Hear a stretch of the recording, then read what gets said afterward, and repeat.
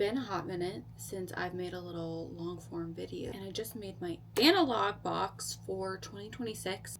So I thought I would give you guys a little tour. She is a chrome toolbox that I have decided to transform to everything that I need for my offline activities. If you are like me and the rest of the internet, you are probably pretty fed up with doom scrolling. I want to just be more conscious about the things that I'm consuming and the ways that I'm spending my time. And one thing about me is I've always been a crafty girl. Some of my hobbies that I've picked up for this year include junk journaling and also annotating. I've always been a big book lover, and I'm really excited to just lean more into actually learning from my books. I think everybody can relate that a romance book is fun and it's the best way to jumpstart your TBR, but I think we can all agree that the brain rot is brain rotting us all. And I just want to be thinking a little bit more critically. So annotating is going to be great for that. I can add little notes. I can highlight things I want to return to. So all my stuff for that is in here. And then junk journaling is something that I have previously been really into. Little background on me. I did go to school for fine arts, and the way that I got into art was making collages out of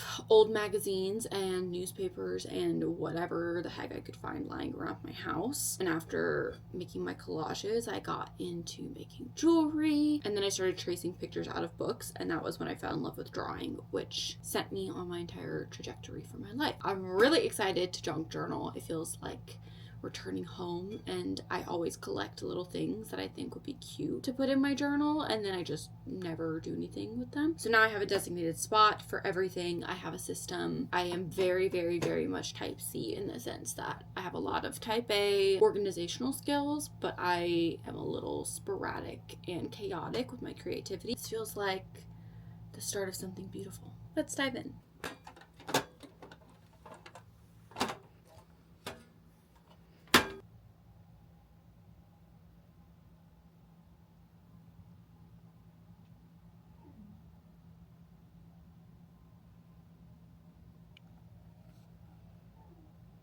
Now, this is a work in progress. She needs a little bit more love.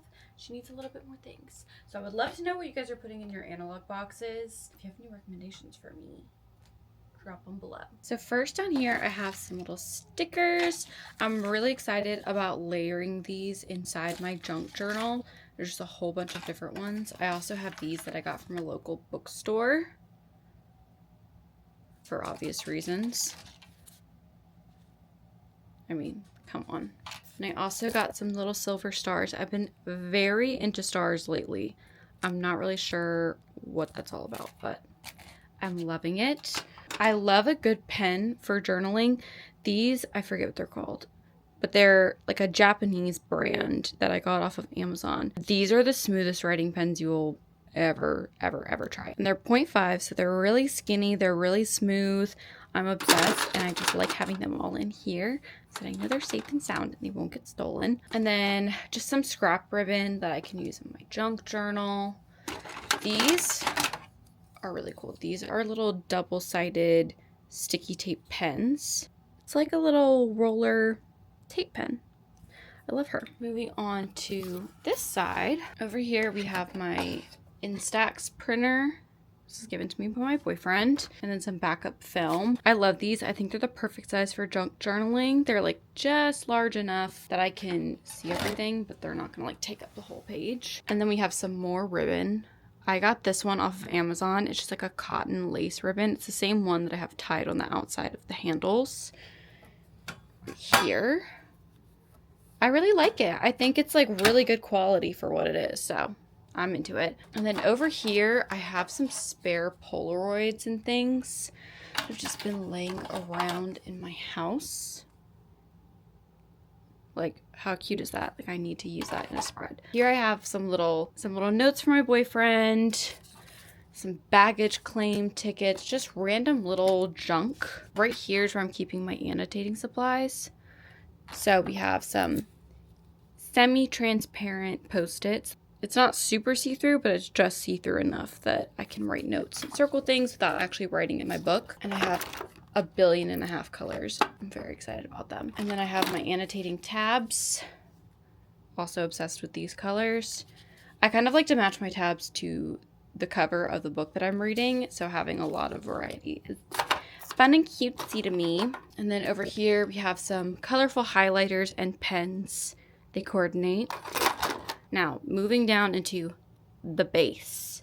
And here we have my Midori notebook. This is going to be for my junk journal. I really like this one because it lays completely flat. See how nice that is? And it has a nice teeny tiny grid on it, so I can line everything up perfectly.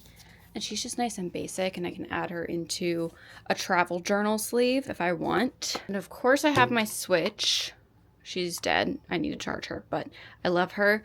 I got this skin ages ago, also on Amazon, and I just wish that it covered all of the buttons. I don't love the yellow peeking through, but if you guys have any good recommendations for Switch covers as well, I would love to know. Down here we have some of my old sketchbooks. This one is from 2016, back when I did Inktober. I kind of want to do it again, but like it's been a long time. Like that's Winona Ryder, Spider-Gwen's, before I'd even seen Into the Spider-Verse. Didn't even know how obsessed I would be. Shigo, Leia, Zero, Coraline, the Nanny, Princess and the Frog, Princess and the Frog, Tangled. You can really tell what my depression movies were based off of this content. 11. I love the way this one turned out. Poison Ivy, Tinkerbell. I think that's Melanie Martinez, if I'm being totally honest, so yikes. Harley Quinn, Peach, Little Witch. I was really trying to get into character design during this phase of my life. Over the Garden Wall. I don't think it was ever really my strong suit, if I'm being honest, but some of them turned out really cute. Like, I think she turned out cute.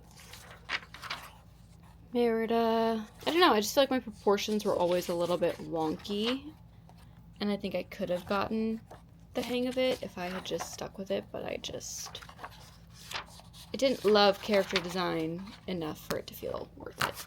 But anyway, these are all my little sketchbooks. Oh, I have more in here. I don't even know when this one is from. Oh, she's cute. Okay. I'm half full. There's nothing in it. Anyway, over here we have my junk. This is my junk and my junk journal. We have a little baby notebook. We have a little room key. Some MoMA tickets. Postcards, boarding passes, notes. I like to collect vintage postcards from places that I've been. I think that they make either really cute framed art, or I can put them in my photo album as like the cover to each trip that we took. These are all places that we went on our cross-country road trip. This is the Enchanted Forest in Oregon. If you have not been to the Enchanted Forest, I need you to go to the Enchanted Forest. Let me tell you about the Enchanted Forest. The Enchanted Forest is the world's most chaotic theme park, but also the world's most magical theme park. It's teeny tiny. It's giving very much like backyard theme park, like some random guy built it, but it's so magical. It's in the middle of the woods in all of the pine trees in Oregon, and when the light shines through the trees, I'm not kidding, it feels like more magical than Disney. The problem, however, is the budget is not there.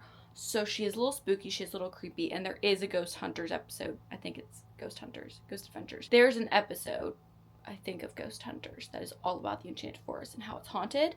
I've not watched it yet. I feel like it'll give me the heebie-jeebies, but I'm obsessed with it. It's probably one of my favorite places that I went while I lived in Oregon, and I miss her badly. I have a mug, I have a t-shirt. I'm the Enchanted Forest's biggest fan. Anyways, back to the junk. This is a little drawing of my dog that my sister did, my baby sister. A little doodle from an artist that I bought my pencil mug from. She's really cute. My mug looks just like this. And then some pictures. And this is just baby pictures. A whole big stack.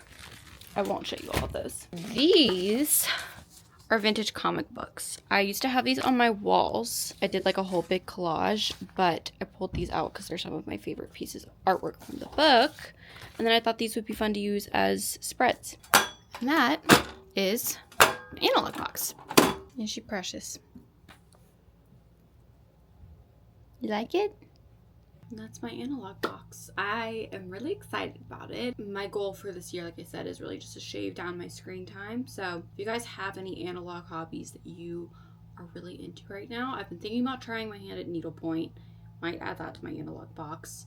But I'm also just wanting to get more into photography. I have a camera that I've had my eyes on for months and months. I rented one for a cross-country road trip so I could take some filmy pictures. It's a Fujifilm, and it is perfect for someone like me who's just trying to learn more and wants vibey pictures, but also I don't know a ton about cameras, so I feel like it's a good entryway for me. I would love to know what analog hobbies you're picking up this year.